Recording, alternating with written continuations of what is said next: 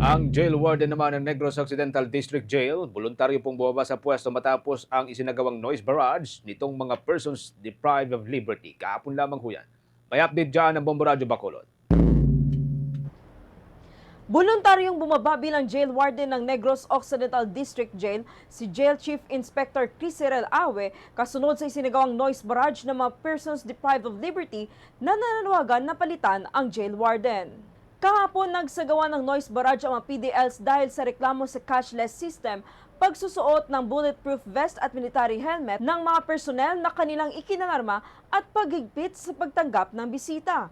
Sa panayam ng Bombo Radyo Bacolod kay Jail Senior Inspector Genevan Umadhay, spokesperson ng Bureau of Jail Management and Penology Negros Island Region, voluntaryong bumaba si Jail Chief Inspector Awe bilang jail warden upang hindi maapektuhan ang investigasyon at may labas ang katotohanan patungkol sa reklamo laban sa kanya.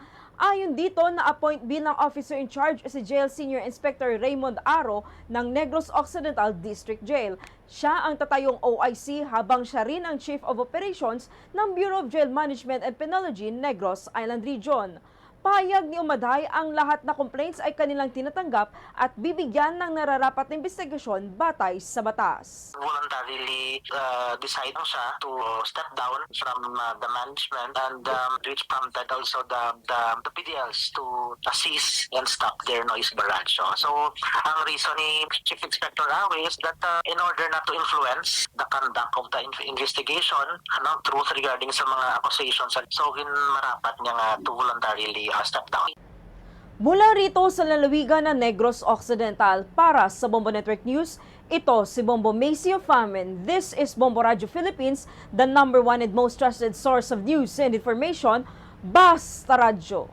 Bombo! For the most trusted source of news and information, visit our website at www.bomboradio.com. Follow us on Bombo Radio mobile app, Facebook, YouTube, TikTok, and X, formerly Twitter.